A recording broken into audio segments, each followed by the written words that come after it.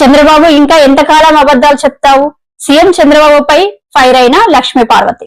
ఈ మేరకు ఈ రోజు మీడియాతో మాట్లాడుతూ చంద్రబాబు నీది ఒక బతికేనా? దేవుడి పేరుతో రాజకీయాలు చేస్తావా? లడ్డూ నెయ్యిపై నారా లోకేష్ పవన్ పచ్చి అబద్దాలు అని అన్నారు. మిమ్మల్ని కాపాడుతున్నది ఇదంటే ఏమీ లేదు. నా శక్తే నేను నిలబడి నేను కష్టపడి పైకి వస్తా ఉన్నాను.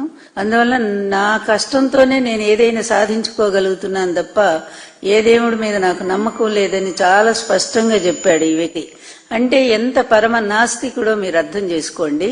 ఇట్లాంటి వ్యక్తి ఈ రోజు హిందూ మతాన్ని పాడు చేయటం కోసమే ఈ రోజు ఇష్టం వచ్చినట్టుగా మతాన్ని మరి వాడుతా ఉన్నాడు. మనం ఒక్క మాట చెప్పుకుందాం, మనము వేరే ఏ మతంలోనైనా సరే, సిక్కు మతం గాని లేకపోతే క్రిస్టియన్ మతం గాని ఇస్లామీ గాని ఏ మతంలో తీసుకున్నా సరే ఈ విధంగా వాళ్ళ దేవుళ్ళ మీద అదే విధంగా వాళ్ళ ప్రసాదాల మీద ఇంత దుష్ప్రచారం చేసి అదంతా కూడా అబద్ధమని తేలిపోయినటువంటి వ్యక్తిని ఎవరైనా వదిలిపెడతారా? వాళ్ళ చట్టాల ప్రకారంగా, అంటే వాళ్ళ మత చట్టాల ప్రకారంగా, వాళ్ళ నిబంధనల ప్రకారంగా ఆ వ్యక్తిని బహిష్కరిస్తారు. ఒకవేళ ముఖ్యమంత్రి స్థాయిలో ఉన్న వ్యక్తి గనక ముఖ్యమంత్రి పదవిని లాగేసేయకపోవచ్చు, కానీ వాళ్ళ మతం నుంచి అతన్ని బహిష్కరించేసి ఇతన్ని పూర్తిగా వెలేస్తున్నాము అని చెప్పి వాళ్ళు అనౌన్స్ చేసేవాళ్ళు. దురదృష్టం కొద్ది ఏంటంటే ఈ హిందూ మతానికి ఏ విధమైన కట్టుబాట్లు లేవు, ఏ విధమైనటువంటి నియమాలు లేవు. ఎవడు ఏ విధంగానైనా మాట్లాడొచ్చు, ఎట్లయినా తిట్టొచ్చు, దేవుళ్ళని తిట్టొచ్చు. వాళ్ళకి చెప్పుల్లో కూడా బొమ్మలేసి చెప్పులు తయారు చేసి కంపెనీలు అమ్ముకోవచ్చు.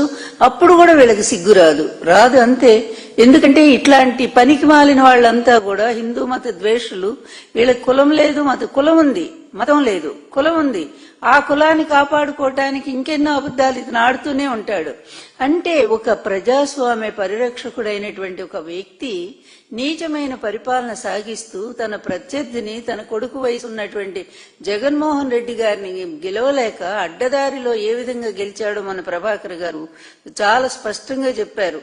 దాదాపు ఈ రాష్ట్రంలో 54 లక్షల ఓట్లు ఎంతో తేడా వచ్చింది, 12% ఓటింగ్ తేడా.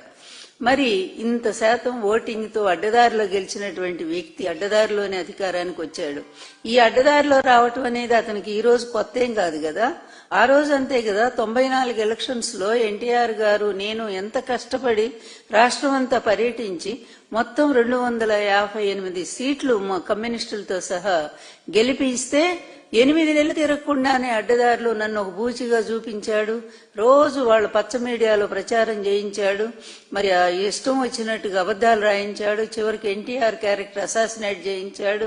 ఇక నన్నైతే చెప్పేదే లేదు, ఇప్పటికీ చేస్తానే ఉన్నారు. ఇంత దారుణమైన వంచన, పిల్లనిచ్చిన మామ అనే గౌరవం లేదు, ఒక తండ్రి లాంటి వాడనే భావన లేదు, పెద్ద వయసు అనేటువంటి గౌరవం లేదు. ఇట్లాంటి ఒక వ్యక్తి, ఇటువంటి పనికి మాలిన బుద్ధులు ఉన్నటువంటి వాడు, ఇటువంటి నీచమైన స్వభావం ఉన్నటువంటి వాడు, ఇతని ఫ్రమ్ ద బిగినింగ్, ఇతని బాల్యం నుంచి మీరు ఇతని జీవితం చూస్తే చాలా క్లియర్ గా మనకు అర్థమయ్యేదంటే ఇతనికి ఊహ తెలిసిన దగ్గర నుంచి అబద్ధాలతోనూ వెన్నుపోట్లతోనే ఎప్పుడూ కూడా పిచ్చి రాజకీయాలు చేస్తూనే ఉన్నాడు. యూనివర్సిటీలో కూడా అంతే, కులాల మధ్య చిచ్చు పెట్టాడు. రెడ్డి కమ్మ అనేటువంటి కులాల మధ్య చిచ్చు పెట్టాడు. అక్కడ అంతే, వాళ్ళ దగ్గర డబ్బులుగా చేసేవాడు, వీళ్ళ దగ్గర డబ్బులుగా చేసేవాడు. ఎందుకంటే చాలా పేద కుటుంబంలో 2 ఎకరాల్లో పుట్టినటువంటి వాడు ఏమి ఇంట్లో పైసలు ఇచ్చేటువంటి వాడు కాదు ఇతనికి. అట్లాంటిది ఎప్పుడూ కూడా ఇతరుల చేతిలో ఉండేటువంటి అమ్ముకోవటం, ఆ డబ్బులు తెచ్చుకోవటం. ఇతని జీవితం అంతా కూడా ఇంత నీచమైన చరిత్ర ఉన్నటువంటిది, ఇంత క్షుద్రమైనటువంటి వ్యక్తి ఇతను. ఇట్లాంటి వాడు దురదృష్టం కొద్ది ఆంధ్రప్రదేశ్ చేసుకున్న దురదృష్టం ఏంటో ఇతనే మరి 3 సార్లు ముఖ్యమంత్రిగా రావటం జరిగింది. ఎట్లా వచ్చాడంటే అందరికీ తెలిసినటువంటి సత్యమే. ఎన్ని అడ్డదారులు దొక్కుతాడో, అవసరానికి ఏదేన్ని ట్రంప్ కార్డుగా వాడతాడో మనం చూసాము. గతంలో బీజేపీతో 99లో బీజేపీతో స్నేహం పెట్టుకున్నాడు. అప్పటి వరకు కూడా అతనికి మతాలను పనికిరావని చెప్పి స్టేట్మెంట్లు ఇచ్చేవాడు. మత రాజకీయాలు వద్దు, మనకు అందరూ సమానం అని చెప్పేవాడు. అది పోయింది. తర్వాత 99లో వాజ్పేయి గారి పేరు చూసి అతను ఆయనతో పెట్టుకున్నాడు. తర్వాత మోడీ గారిని తిట్టాడు. మోడీ గారు ఆ విధంగా గోద్రా విషయంలో మోడీ గారిని తీసేయాలని చెప్పి వాళ్ళ పెద్దలకు కూడా పాపం ఉత్తరాల మీద ఉత్తరాలు రాస్తే వాళ్ళు ఒప్పుకోలేదు. తర్వాత ఓడిపోయిన తర్వాత మళ్ళీ ఎలక్షన్స్ 2004లో ఓడిపోయిన తర్వాత మళ్ళీ వెంటనే మార్చారు. చేశాడు. అది హిందూ మతం అనేది తీసి పడేశాడు. అంతకుముందు బీజేపీ అలాగే హిందూ మతం, ఆ దేవుళ్ళు, ఆ హంగామా అంతా అది అయిపోయిన తర్వాత వెంటనే మళ్ళా ఒక క్షమాపణ చెప్పేశాడు బహిరంగంగా. ఎవరికి? ముస్లింస్ కి బహిరంగ క్షమాపణ చెప్పాడు. నేను తప్పు చేశాను, చాలా పొరపాటు, హిందుత్వవాదం ఉన్నటువంటి బీజేపీ పార్టీతో పెట్టుకొని చాలా తప్పు చేశాను, అందువల్ల ఇక నుంచి నన్ను క్షమించండి, నేను ఇంకెన్నడూ మతం జోలికి పోను, ఆ మతం జోలికి పోను, వాళ్ళ జోలికి పోను, మీరే నాకు కావాలి అని చెప్పి మళ్ళీ అక్కడ ఒక అబద్ధం. మళ్ళీ ముస్లింస్ నమ్మించడానికి ఎలక్షన్ లో అయినా ఓడిపోయాడు, అడ్డదిడ్డంగా ఓడిపోయాడు రాజశేఖర రెడ్డి గారి టైంలో.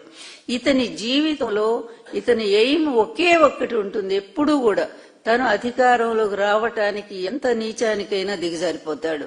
అధికారం ఎందుకయ్యా అంటే తను అనుకున్న లక్ష్యం చేరటానికి. ఆ లక్ష్యం ఏంటంటే లక్షల కోట్లు సంపాదించడానికి. ఇంతే. అతి పేదరికంలో పుట్టినటువంటి అతను చిన్నప్పటి నుంచి అతను పెట్టుకున్నాడు, నేను ఎట్లయినా సరే ఘటం విద్యాత్ పటం విద్యాత్ కుర్యాత్ రాసవరోహణం ఏనకైనాపి ప్రసిద్ధో బభూ అని చెప్పి నీతి శాస్త్రం చెప్తా ఉంది, ఒక సంస్కృత శ్లోకం. నువ్వు ఏ విధంగానైనా సరే పటం విద్యాత్ ఘటం విద్యాత్, కుండలు పగలగొట్టు, లేకపోతే గుడ్డలు చింపేసేయి, లేకపోతే గాడిదనెక్కి ఊరేగు, లేదా ఏ ఎదవ పనైనా చెయ్యి, కానీ దాంట్లో నీ అంత గొప్పవాడు లేడనిపించుకో. అంటే అట్లా డబ్బు సంపాదించడంలో కూడా నీ అంత గొప్పవాడు లేడు, నంబర్ 1 నువ్వు పెద్ద కోటీశ్వరుడు, బిలీనీర్ అవ్వాలి అనేటువంటి ఒక లక్ష్యం కోసం పనిచేసినటువంటి ఇతనికి ఇంకా ఏ లక్ష్యాలు లేవు. ఈ ప్రజలేంటో వాళ్ళ గోడేంటో తెలియదు, అసలు అసహ్యం కూడా ఇతనికి. అలాగే పరిపాలన ఏంటో కూడా ఇప్పటి వరకు కూడా అర్థం కానటువంటి వ్యక్తి ఎవరైనా ఉన్నారంటే అతను ఒక్కడే. అడ్మినిస్ట్రేషన్ కరెక్ట్ అర్థం కూడా చెప్పలేనటువంటి వాడు. అట్లాంటి వాడు అతని లక్ష్యం ఏంటంటే లక్షల కోట్లు సంపాదించాలి. చేరాడు ఆ గోల్. ఆ రోజు నుంచి ఈ రోజు వరకు అతని మీద ఎన్ని కేసులు ఉన్నాయో ఆ కేసులన్నీ మాఫీ చేసుకోవటానికి ఇదిగో ఈ డబ్బునే మళ్ళీ అస్త్రంలా మార్చుకొని ఆ డబ్బుతోనే అన్ని వ్యవస్థలను కూడా కొనేసుకుంటూ తెలిసిపోయింది. ప్రతి వ్యవస్థలో ఉండే లోపాన్ని ఆసరా చేసుకొని ఇతను డబ్బుతో వాళ్ళ నోరు మోయిస్తూ